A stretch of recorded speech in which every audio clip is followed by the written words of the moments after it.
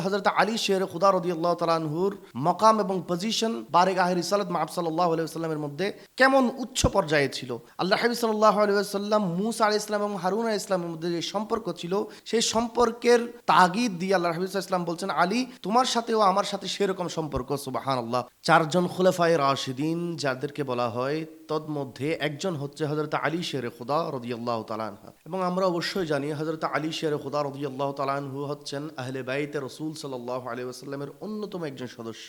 এবং কোরআনে পাকের মধ্যে যে আয়াতে তাতহীর রয়েছে, সেই আয়াতে তাতহীরের অন্যতম একজন হচ্ছে হযরত আলী শের খুদা রাদিয়াল্লাহু তাআলা আনহু। সুবহানাল্লাহ। আল্লাহ রাব্বুল আলামিন কোরআনে পাকের মধ্যে বলছেন, ইন্নামা ইউরিদুল্লাহু লিইউযহিবা আনকুমুর রিজসা আহলাল বাইত ওয়া ইউতাহহিরাকুম তাতহীরা। সুবহানাল্লাহ। আল্লাহ রাব্বুল আলামিন কোরআনে পাকের মধ্যে বলছেন, হে আমার নবীর আহলে বাইত, আল্লাহ রাব্বুল আলামিন কেবল চান তোমাদের থেকে সমস্ত নাপাকিকে, সমস্ত রিজিসকে দূরে রাখতে। সুবহানাল্লাহ। এই আয়াতে তাতহীরের কনটেক্সটের মধ্যে সহিহ মুসলিম শরীফের মধ্যে একটি হাদিস এসেছে। হাদিসটি হযরত আয়েশা সিদ্দিকা রাদিয়াল্লাহু তাআলা আনহা থেকে বর্ণিত হচ্ছে। আন আয়েশা রাদিয়াল্লাহু তাআলা আনহা قالت خرج النبي صلى الله عليه وسلم غدة وعليه مرط مرحل من شعر أسود। সুবহানাল্লাহ। রাসূলুল্লাহ সাল্লাল্লাহু আলাইহি ওয়াসাল্লাম একদিন ঘর থেকে বের হলেন। আল্লাহ হাবিব সাল্লাল্লাহু আলাইহি ওয়াসাল্লাম হুজরায়ে পাক থেকে বের হলেন। সরকারে দো আলম নূরে মুজাসসিম সাল্লাল্লাহু আলাইহি ওয়াসাল্লামের নূরানি জিসমে আতহারের মধ্যে পশম খচিত একটি কালো চাদর ছিল। সুবহানাল্লাহ। অর্থাৎ আল্লাহর হাবিব সাল্লাল্লাহু আলাইহি ওয়াসাল্লাম হুজরায়ে পাক থেকে বের হয়ে মসজিদে নববীতে তাশরীফ আনলেন। এরপর হযরত আয়েশা সিদ্দিকা রাদিয়াল্লাহু তাআলা আনহা বলছেন, ফাজা আল হাসান ইবনে আলী রাদিয়াল্লাহু তাআলা আনহুমা ফাআদখালাহু। রাসূল পাক সাল্লাল্লাহু আলাইহি ওয়াসাল্লাম যখন মসজিদে নববীতে এসে বসলেন, হযরত হাসান ইবনে আলী রাদিয়াল্লাহু তাআলা আনহু তিনি ঘর থেকে বের হলেন এবং তিনিও রাসূল পাক সাল্লাল্লাহু আলাইহি ওয়াসাল্লামের সাথে মসজিদে নববীতে আসলেন। আল্লাহ হাবিব সাল্লাল্লাহু আলাইহি ওয়াসাল্লাম তাকে ওই যে চাদর গায়ে দিয়েছেন, সেই চাদরের ভিতরে আবৃত করলেন। সুবহানাল্লাহ। এরপর বলা হচ্ছে সুম্মা জাল হুসাইন রাদিয়াল্লাহু তাআলা আন ফাদাখালা মাআহু। এরপর বলা হচ্ছে ইমামে হুসাইন রাদিয়াল্লাহু তাআলা আনহু তিনিও হুজরায়ে পাক থেকে বের হলেন, তিনি মসজিদে নববীতে আসলেন। আল্লাহ হাবিব সাল্লাল্লাহু আলাইহি ওয়াসাল্লাম ওই চাদরের নিচে হযরত হুসাইন ইবনে আলী রাদিয়াল্লাহু তাআলা আনহুকেও আবৃত করলেন। সুবহানাল্লাহ। এরপর আয়েশা সিদ্দিকা রাদিয়াল্লাহু তাআলা আনহা বলছেন, সুম্মা জাআত ফাতিমাতু রাদিয়াল্লাহু তাআলা আনহা ফাআদখালাহা। এরপর হযরত ফাতিমাতুজ জাহরা রাদিয়াল্লাহু তাআলা আনহা ওখানে তাশরীফ আনলেন, তাকেও আল্লাহর হাবিব সাল্লাল্লাহু আলাইহি ওয়াসাল্লাম ওই চাদরের নিচে আবৃত করলেন। সুবহানাল্লাহ। সুম্মা জা আলী রাদিয়াল্লাহু তাআলা আনহু। এরপরে হযরত আলী শেরে খুদা রাদিয়াল্লাহু তাআলা আনহু তাশরীফ আনলেন, ফাআদখালাহু। আল্লাহর হাবিব সাল্লাল্লাহু আলাইহি ওয়াসাল্লাম তাকেও সে চাদরের নিচে আবৃত করলেন। সুবহানাল্লাহ। প্রথমে হযরত হাসান ইবনে আলী এসেছেন, তারপরে হুসাইন ইবনে আলী এসেছেন, হযরত ফাতিমাতুজ জাহরা এসেছেন, হযরত আলী এসেছেন। তারা চারজনকে রাসূলুল্লাহ সাল্লাল্লাহু আলাইহি ওয়াসাল্লাম চাদরের নিচে আবৃত করলেন। সুবহানাল্লাহ। এরপরে সরকারে দো আলম সাল্লাল্লাহু আলাইহি ওয়াসাল্লাম ইরশাদ করছেন, সুম্মা ক্বালা। অতঃপর আল্লাহ হাবিব সাল্লাল্লাহু আলাইহি ওয়াসাল্লাম ইরশাদ করছেন, ইন্নামা ইউরিদুল্লাহু লিইউযহিবা আনকুমুর রিজসা আহলাল বাইত ওয়া ইউতাহহিরাকুম তাতহীরা।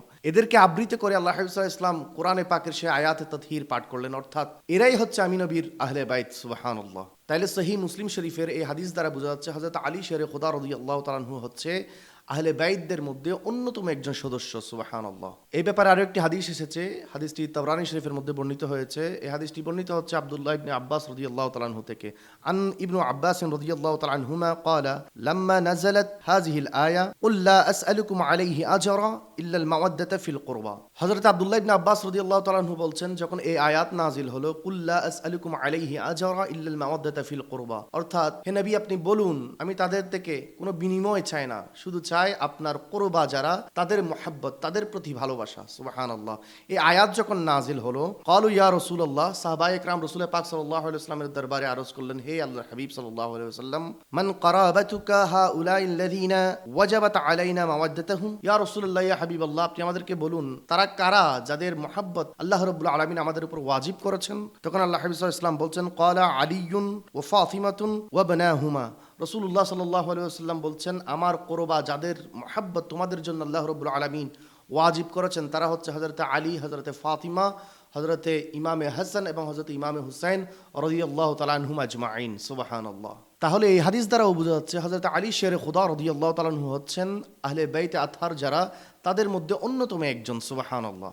আমিরুল মুমিনিন, খলিফাতুল মুসলিমিন হযরত আলী শেরে খুদা রাদিয়াল্লাহু তাআলা আনহু, ইনার মাকাম এবং পজিশন রাসূলুল্লাহ সাল্লাল্লাহু আলাইহি ওয়াসাল্লামের বারগাহে রিসালাতের মধ্যে কেমন ছিল, সে ব্যাপারে একটি হাদিস আমি কোট করছি, সেটি হচ্ছে আন সাদ ইবনে আবি ওয়াক্কাস রাদিয়াল্লাহু তাআলা আনহু। হযরত সাদ ইবনে আবি ওয়াক্কাস রাদিয়াল্লাহু তাআলা আনহু থেকে বর্ণিত হচ্ছে, ক্বালা খাল্লাফা রাসূলুল্লাহ সাল্লাল্লাহু আলাইহি ওয়াসাল্লাম আলী ইবনে আবি তালিব ফি গাজওয়াতি তাবুক। হযরতে সাদ ইবনে আবি ওয়াক্কাস রাদিয়াল্লাহু তাআলা আনহু থেকে বর্ণনা হচ্ছে, তিনি বলছেন আল্লাহর হাবিব সাল্লাল্লাহু আলাইহি ওয়াসাল্লাম যখন তাবুকের যুদ্ধের জন্য রওনা হচ্ছেন, হযরত আলী শেরে খোদা রাদিয়াল্লাহু তাআলা আনহুকে আল্লাহর হাবিব সাল্লাল্লাহু আলাইহি ওয়াসাল্লাম মহিলাদের জন্য এবং শিশুদের জন্য আল্লাহর হাবিব সাল্লাল্লাহু আলাইহি ওয়াসাল্লামের স্থলাভিষিক্ত হিসাবে রেখে যাচ্ছিলেন। সুবহানাল্লাহ। যখন রাসূল পাক সাল্লাল্লাহু আলাইহি ওয়াসাল্লাম তাকে এভাবে রেখে যাচ্ছিলেন, তিনি আল্লাহর হাবিব সাল্লাল্লাহু আলাইহি ওয়াসাল্লামের বারেগাহের মধ্যে আরজ করলেন, ফাকালা ইয়া রাসূলুল্লাহ আতুখাল্লিফুনি ফিন নিসাই ওয়াস সিবিয়ান। ইয়া রাসূলুল্লাহ, ইয়া হাবিবাল্লাহ, আপনি কি আমাকে শিশুদের জন্য এবং নারীদের জন্য রেখে যাচ্ছেন?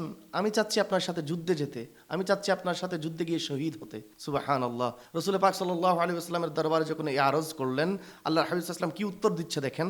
ফাকালা আই ক্বালা নবী সাল্লাল্লাহু আলাইহি ওয়াসাল্লাম আমা তারদা আন তাকুনা মিন্নি বিমানজিলাতি হারুন মিন মূসা। সরকারে দো আলম সাল্লাল্লাহু আলাইহি ওয়াসাল্লাম হযরত আলী শেরে খুদাকে বলছেন, হে আলী, তোমার আর আমার সম্পর্ক কেমন জানো? তোমার আর আমার সম্পর্ক হচ্ছে হযরতে মূসা আলাইহিস সালাতু ওয়াস সালাম এবং হযরতে হারুন আলাইহিস সালামের মধ্যে যে সম্পর্ক ছিল সেরকম সম্পর্ক। সুবহানাল্লাহ। এরপর আল্লাহ হাবিব সাল্লাল্লাহু আলাইহি ওয়াসাল্লাম বলছেন, ইল্লা আন্নাহু লা নাবিয়্যা বা'দি, শুধুমাত্র আমি নবীর পরে কোনো নবী আসবে না। হযরতে হারুন আলাইহিস সালাম তো নবী ছিলেন মূসা আলাইহিস সালামের পরে, কিন্তু আমার পরে কোনো নবী আসবে না। কিন্তু আমার আর তোমার সম্পর্ক হচ্ছে মূসা আলাইহিস সালাম এবং হারুন আলাইহিস সালামের মধ্যে যে সম্পর্ক ছিল সেই সম্পর্কের মতো। সুবহানাল্লাহ। রাসূল আকরাম সাল্লাল্লাহু আলাইহি ওয়াসাল্লাম হযরতে আলী শেরে খুদা রাদিয়াল্লাহু তাআলা আনহুকে এটা বোঝাতে চেয়েছিলেন, হে আলী, হযরত মূসা আলাইহিস সালাম যখন বাহারে কলজমের মধ্যে তার লাঠি দিয়ে বাড়ি দিয়েছিল, 12টি রাস্তা হয়ে গিয়েছিল, সেই রাস্তা দিয়ে মূসা আলাইহিস সালাম আগে নেমেছিলেন, তার পেছনে 70,000 বনি ইসরাইল নেমেছিল এবং পেছনে হযরত হারুন আলাইহিস সালাম ছিল। এরা দুজনের মধ্যে বনি ইসরাইলের 70,000 মানুষ নিরাপদে বাহারে কলজম পার হয়ে গিয়েছিল। সুবহানাল্লাহ। হে আলী, তোমার আর আমার সম্পর্কও সেরকম। কাল হাসরের ময়দানে ফুলসিরাতে যখন আমার উম্মত যখন বেসাহারা হয়ে যাবে, আমি নবী ফুলসিরাতের মধ্যে আগে উঠব, আমার পেছনে আমার লক্ষ কোটি উম্মতরা উঠবে এবং পেছনে তুমি আলী থাকবা এবং নিরাপদে আমার উম্মত ফুলসিরাত পার হয়ে যাবে। সুবহানাল্লাহ। এই হাদিস দ্বারা বোঝা যাচ্ছে হযরত আলী শের খুদা রাদিয়াল্লাহু তাআলা আনহুর মাকাম এবং পজিশন বারেগাহে রিসালাত মাআব সাল্লাল্লাহু আলাইহি ওয়াসাল্লামের মধ্যে কেমন উচ্চ পর্যায়ে ছিল। আল্লাহ হাবিব সাল্লাল্লাহু আলাইহি ওয়াসাল্লাম মূসা আলাইহিস সালাম এবং হারুন আলাইহিস সালামের মধ্যে যে সম্পর্ক ছিল সেই সম্পর্কের তাগিদ দিয়ে আল্লাহ হাবিব সাল্লাল্লাহু আলাইহি ওয়াসাল্লাম বলছেন, আলী, তোমার সাথেও আমার সাথে সেরকম সম্পর্ক। সুবহানাল্লাহ। তিরমিজি শরীফের মধ্যে একটি হাদিস এসেছে, আন আলী রাদিয়াল্লাহু তাআলা আনহু قال, হযরত আলী শের খুদা রাদিয়াল্লাহু তাআলা আনহু ইরশাদ করছেন, লাকাদ আহিদা ইলান নাবিয়্যুল উম্মি সাল্লাল্লাহু আলাইহি ওয়াসাল্লাম আন্নাহু লা ইউহিব্বুকা ইল্লা মুমিনুন ওয়া লা ইউবগিদুকা ইল্লা মুনাফিক। হযরত আলী শের খুদা রাদিয়াল্লাহু তাআলা আনহু বলছেন, আল্লাহ হাবিব সাল্লাল্লাহু আলাইহি ওয়াসাল্লাম আমার থেকে ওয়াদা নিয়েছেন, হে আলী, তোমাকে মুমিন ছাড়া অন্য কেউ ভালোবাসতে পারে না এবং মুনাফিক ছাড়া তোমার প্রতি অন্য কেউ বিদ্বেষ রাখতে পারে না। সুবহানাল্লাহ। কি মকাম এবং পজিশন আল্লাহর হাবিব সাল্লাল্লাহু আলাইহি ওয়াসাল্লামের দরবারে ছিল হযরত শেরে খুদা আলী রাদিয়াল্লাহু তাআলা আনহুর। সুবহানাল্লাহ। হযরত আলী শেরে খুদা রাদিয়াল্লাহু তাআলা আনহু হচ্ছে ওই জাত যার ব্যাপারে রাসূল পাক সাল্লাল্লাহু আলাইহি ওয়াসাল্লাম বলেছেন, মান কুনতু মাওলা ফাআলিয়ুন মাওলা, আমি যার মওলা আজ থেকে আমার আলীও তার মওলা। সুবহানাল্লাহ। এভাবে আল্লাহর হাবিব সাল্লাল্লাহু আলাইহি ওয়াসাল্লাম আরো বলেছেন, আনা মাদিনাতুল ইলমি ওয়া আলিয়ুম বাবুহা, আমার নবী বলছেন, আমি নবী হচ্ছে ইলমের শহর আর সেই শহরের দরজা হচ্ছে হযরত আলী। সুবহানাল্লাহ। এভাবে তিরমিজি শরীফের মধ্যে আরেকটি হাদিস এসেছে, হাদিসটি হচ্ছে আন বুরাইদা রাদিয়াল্লাহু তাআলা আনহু قال, কানা আহাব্বান নিসাই ইলা রাসূলিল্লাহি সাল্লাল্লাহু আলাইহি ওয়াসাল্লাম ফাতিমাতুন ওয়া মিনার রিজাল আলিয়ুন। সুবহানাল্লাহ। হযরত বুরাইদা রাদিয়াল্লাহু তাআলা আনহু থেকে বর্ণনা হচ্ছে, তিনি বলছেন, মহিলাদের মধ্যে সবচেয়ে বেশি রাসূল পাকের প্রিয় ছিল হযরত ফাতিমাতুজ জাহরা রাদিয়াল্লাহু তাআলা আনহা। সুবহানাল্লাহ। এবং পুরুষদের মধ্যে সবচেয়ে রাসূল পাকের প্রিয় যিনি ছিলেন তিনি হচ্ছে হযরত আলী শেরে খুদা রাদিয়াল্লাহু তাআলা আনহু। সুবহানাল্লাহ। দেখেন রাসূল পাক সাল্লাল্লাহু আলাইহি ওয়াসাল্লামের বারেগাহের মধ্যে হযরত আলী শেরে খুদা রাদিয়াল্লাহু তাআলা আনহুর মাকাম এবং পজিশন কেমন ছিল।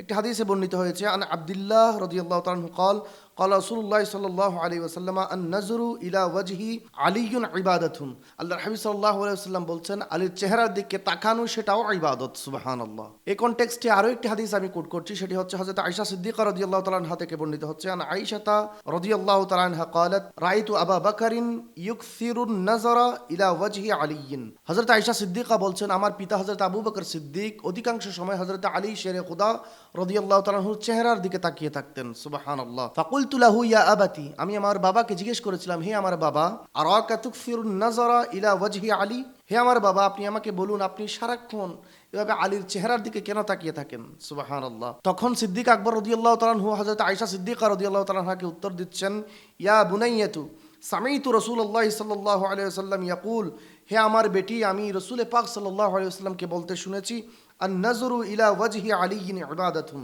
সুবহানাল্লাহ।